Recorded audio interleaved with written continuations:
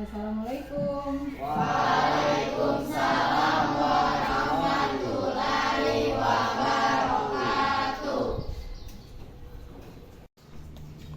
Bagaimana kabar kalian hari ini anak-anak? Baik, Bu.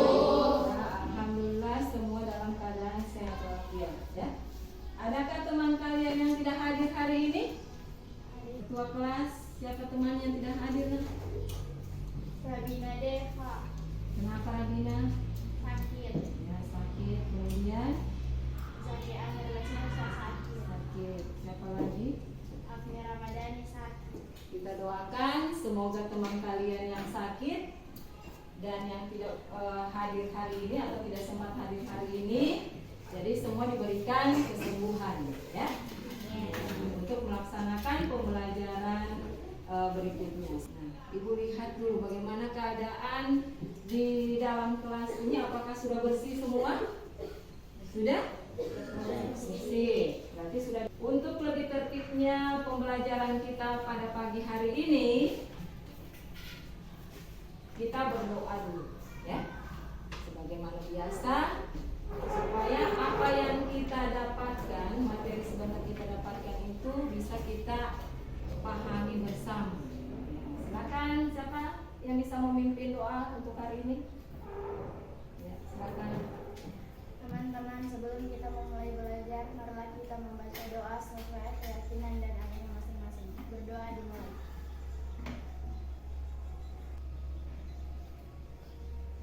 Berdoa selesai. Terima kasih. Semoga doa yang sudah kita mohon tadi bisa dijaga oleh Allah Subhanahu wa taala dan semoga pembelajaran kita ini bisa berjalan dengan lancar. Amin. Oh iya. Adakah yang masih ingat materi kita minggu kemarin itu tentang apa?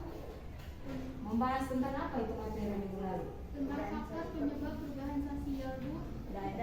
Sosial budaya, Bu. Tentang faktor penyebab perubahan sosial budaya. Ada yang masih ingat penyebab perubahan sosial budaya itu ada berapa faktor yang mempengaruhinya? Ada 7. Ada yang bisa menyebutkan? Ya, silakan. Bertambah dan berkurangnya penduduk. Ada lagi? Ya. Penemuan baru. Ada lagi? Konflik. Masih ada? Terjadinya pemberontakan atau revolusi. Ya, masih ada?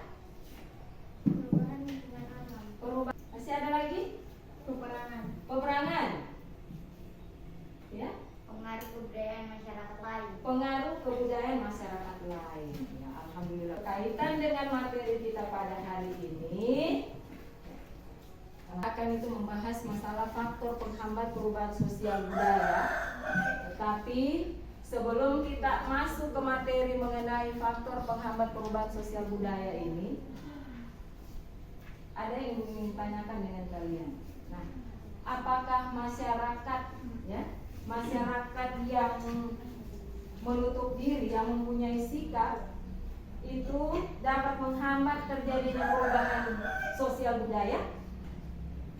Bisa? Bisa menghambat. Ya. Kalau bisa menghambat, kira-kira kenapa sampai seperti itu? Ya, silakan. Karena berkurangnya interaksi antar masyarakat. Karena kurangnya interaksi antar masyarakat. Berarti interaksi itu sangat diperlukan di dalam perubahan sosial. Ya. Nah, jadi berkaitan dengan materi itu kali ini tentang faktor penghambat perubahan sosial budaya. Ya. Adapun tujuan pembelajaran kita pada pagi hari ini, siapa yang bisa menyebutkan dulu? Satu? Ya, silakan. Menyebutkan faktor penghambat perubahan sosial budaya dengan benar. Ya, kemudian siapa lagi bisa? Ya, silakan. Menguraikan faktor penghambat perubahan sosial budaya dengan tepat. Iya, jadi ada 2 cakupan materi pembelajaran kita pada hari ini, ya. Yang pertama itu adalah faktor penghambat perubahan sosial budaya. Kemudian yang kedua, menguraikan faktor penghambat perubahan sosial budaya, ya. Ya. Nah, ada yang perlu lagi Ibu sampaikan sama kamu berkaitan dengan pembelajaran kita, ya. Yang perlu Ibu sampaikan penilaian, ya. Penilaian yang Ibu lakukan selama pelaksanaan pembelajaran ada 3, ya. Yang pertama penilaian sikap, kemudian penilaian yang kedua adalah pengetahuan. Nah, kemudian penilaian yang ketiga itu adalah keterampilan. Nah, jadi bagaimana? Sudah semangat semua? Semangat. Nah, jadi kita lanjut lagi untuk pembelajaran kita. Silakan dibuka bukunya, ya, buku pembelajaran untuk IPS hari ini. Materinya, ya, materinya di halaman 110, ya. Silakan dilihat di halaman 110 materi untuk kita hari ini. Jadi sebelum kita masuk lebih jauh mengenai materi pembelajaran kita tentang faktor penghambat perubahan sosial budaya, jadi silakan kalian simak baik-baik video yang akan Ibu putar ini. Silakan disimak baik-baik videonya, ya.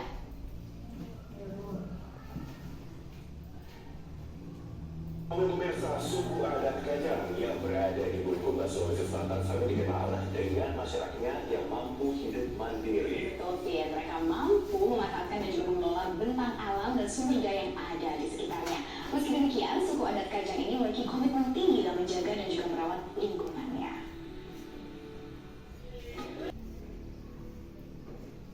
Ya, jadi itu tadi video tentang suku apa tadi?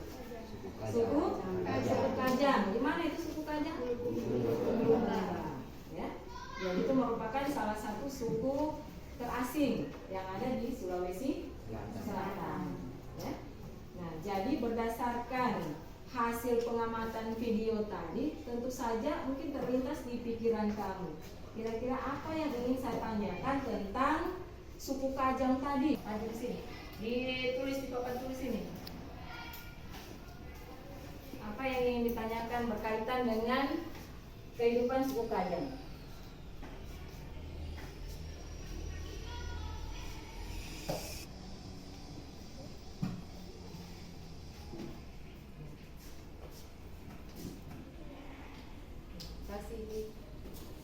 Jadi pertanyaannya Yufi, mengapa masyarakat menutup diri dari dunia luar?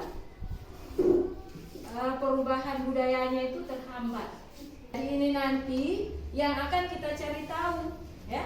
Yang ingin kita cari tahu mengapa masyarakat, khususnya masyarakat yang suku terasing itu dia menutup diri dari dunia luar, sehingga perubahan budayanya itu juga bisa terhambat, ya. Tapi sebelum kita masuk ke sini, Ibu akan jelaskan sedikit, ya. Kenapa kira-kira atau faktor penghambat apa saja yang mengakibatkan sehingga perubahan sosial budaya itu bisa terjadi, ya. Sini ada faktor penghambat perubahan sosial budaya. Ada berapa? Ada 5. Yang pertama, Kehidupan masyarakat asing. ya. Kemudian, Perkembangan ilmu pengetahuan yang terlambat. ya. Sikap masyarakat yang tradisional. Adanya prasangka terhadap hal-hal baru atau asing. Ada istiadat atau kebiasaan. Jadi ada 5, ya. Bagaimana? Sudah jelas itu? Sudah. Jadi sudah jelas, ya.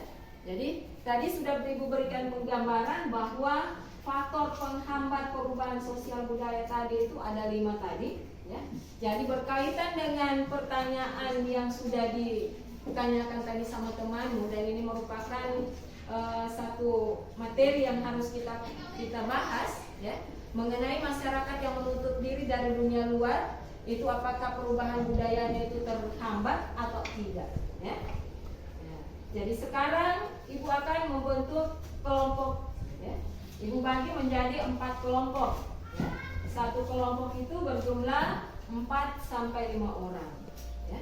Jadi silakan membentuk kelompok mulai dari ujung sana. Kelompok 1, ini kelompok 2, kelompok 3 masuk di sini saja. Kelompok 3, ya. Kemudian kelompok 4. Ya, silakan kursinya saja dibalik. Ya, ketua-ketua kelompok mengambil RKPD. Ketua-ketua kelompoknya mengambil RKPD. Kelompok berapa?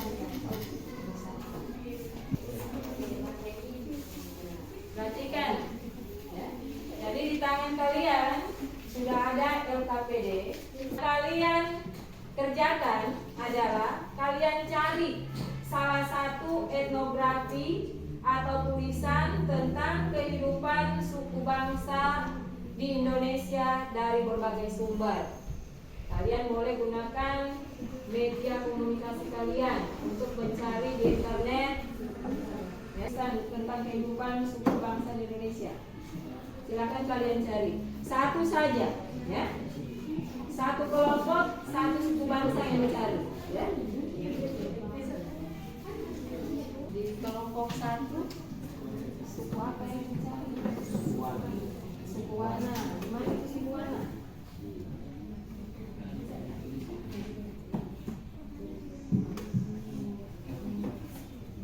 Mana Pak di? Kira kelompok mana yang lebih dulu tampil?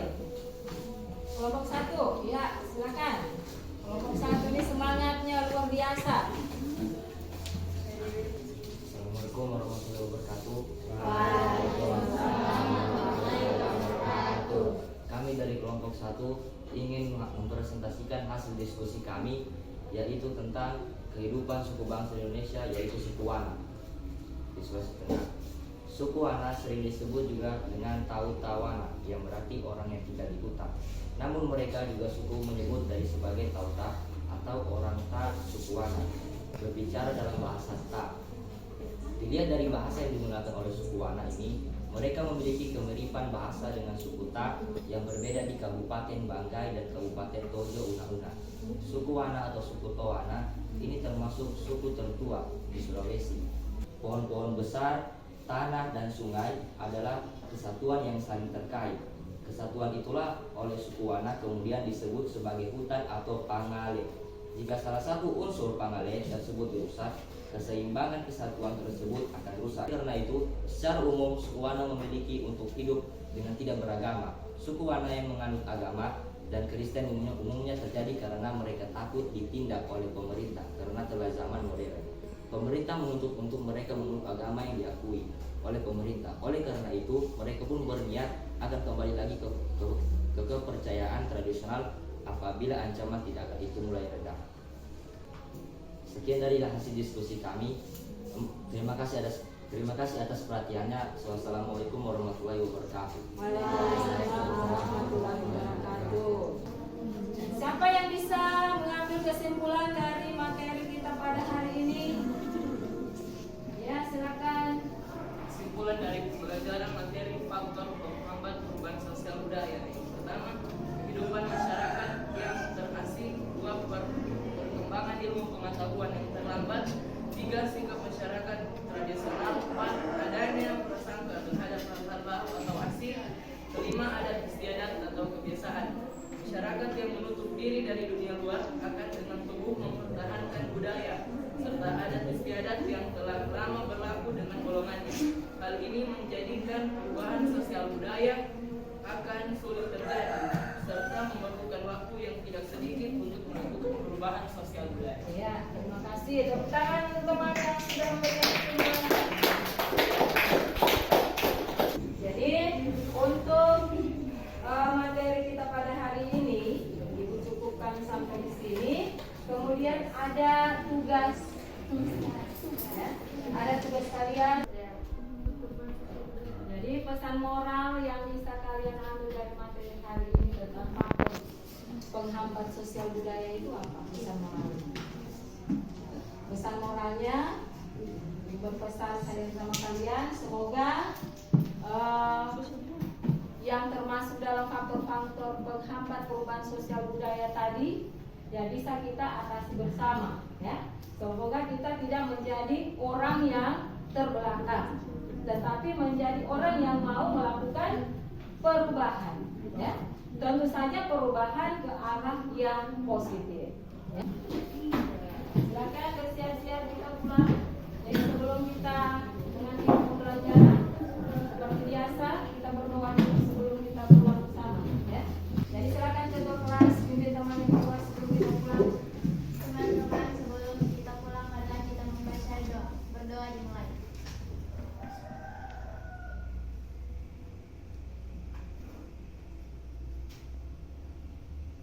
Berdoa selesai. Terima kasih anak-anakku semuanya sudah menerima materi PES hari ini dengan baik. Ya. Semoga minggu depan kita bisa bertemu kembali. Ya. Assalamualaikum warahmatullahi wabarakatuh.